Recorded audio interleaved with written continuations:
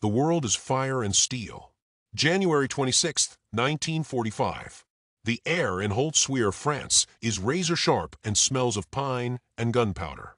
Snow lies in dirty, frozen patches across the churned earth, a stark white canvas for the unfolding chaos. Skeletal trees claw at a low, gray sky, their branches shattered by artillery. This is the Colmar Pocket, a brutal, grinding bulge in the Allied line where the Second World War refuses to die quietly. A young lieutenant stands with his men in a shallow ditch. His face, smudged with soot and exhaustion, looks far too young for the silver bar on his helmet. He is Lieutenant Audie Murphy. His company is at half strength, their eyes hollow, their breath pluming in the frigid air. They are the last line of defense for this vital crossroads. From the dark edge of the forest, the attack begins. A tide of German soldiers, clad in winter-white and gray, pours out from the tree-line, a relentless wave of disciplined fury. 6 Panzer tanks, their long cannons menacing, crawl forward behind the infantry, their treads chewing up the frozen ground.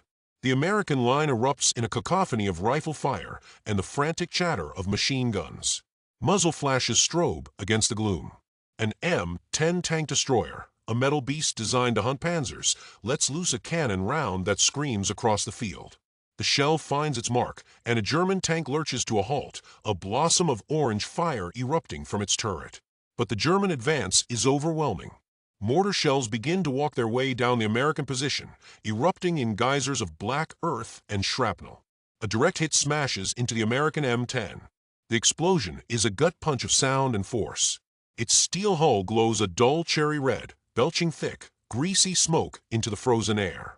The surviving crew members, their uniforms alight, tumble from the hatches and scramble for cover. The vehicle is a ticking bomb, its ammunition and fuel ready to cook off at any moment. The American line begins to waver, to fall back under the immense pressure. But Lieutenant Murphy does not retreat. He orders his men to pull back to a safer position in the woods, to regroup. Alone, he turns and faces the inferno. His eyes lock onto the burning M10 tank destroyer. He sprints towards the smoldering wreck, the heat of physical blow against his face. Flames lick up the side of the hull. He scrambles up the side, his boots finding purchase on the hot steel. The air shimmers around him.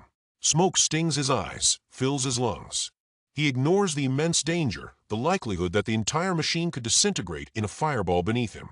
His hands find the grips of the .50 caliber machine gun mounted on the turret. It is a massive air-cooled weapon, a monster meant to tear apart aircraft and light vehicles. He swings the heavy barrel towards the advancing German infantry. His thumb depresses the butterfly trigger. The .50 caliber machine gun answers with a deafening, hammering roar. A stream of incandescent tracers cuts through the gloom, a red line of death reaching out from the burning pyre. The first wave of German soldiers stumbles, then collapses into the snow as the heavy rounds tear through their ranks. The sound is titanic, a rhythmic thunder that echoes across the battlefield, a sound of singular, impossible defiance. The German soldiers, stunned, refocus their fire. A storm of rifle and machine gun bullets converges on the lone figure silhouetted against the flames. Bullets spark and ricochet off the M10's armor hull. Tracers zip past his head with an angry hiss. He is the only target. He is completely exposed. Murphy remains locked in his deadly work. His face is a mask of grim determination. He traverses the gun left, then right, firing in controlled, devastating bursts. Muzzle flash illuminates his features. Empty brass casings, hot to the touch, clatter onto the metal deck around his feet, a growing pile of spent fury.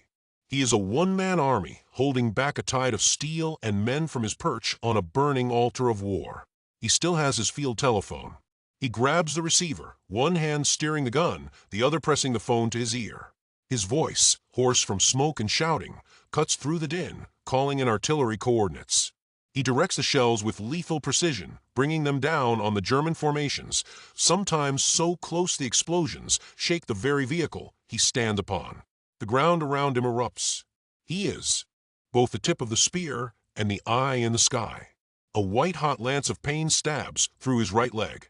A German bullet has found its mark. He stumbles, catching himself on the gun mount, his teeth gritted against the agony. A dark stain spreads rapidly across his woolen trousers, steaming in the cold. He does not stop. He does not falter. He simply adjusts his stance, plants his feet, and continues to fire.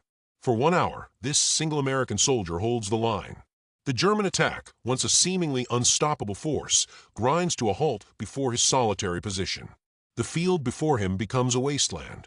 The snow is no longer white. The advance is broken, shattered against the will of one man. The remaining German soldiers, their momentum gone, their numbers decimated, finally begin to pull back. The last few turn and flee, melting back into the skeletal forest from which they came. The rhythmic thunder of the machine gun finally ceases. An unnatural silence descends upon the field, broken only by the crackle of the flames and the cries of the wounded. Smoke, thick and acrid, drifts across the landscape. The M-10 tank destroyer is a blackened, smoldering husk.